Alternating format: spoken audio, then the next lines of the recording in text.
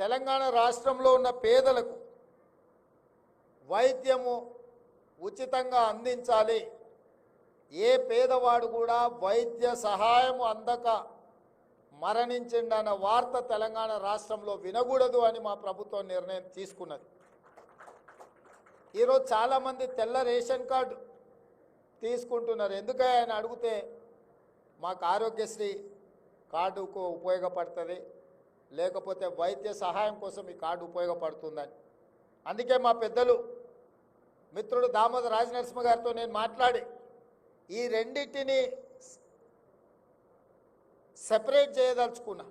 ఈ రాష్ట్రంలో ఉండే ప్రతి పౌరుడికి ఒక హెల్త్ కార్డు ఇచ్చి ఆ ప్రతి పౌరుడికి ఒక హెల్త్ ప్రొఫైల్ బిల్డ్ చేసి ప్రాథమికంగా ప్రతి వ్యక్తికి ఉన్న బ్లడ్ గ్రూప్ కావచ్చు, అతనికి ఉన్న చిన్న చిన్న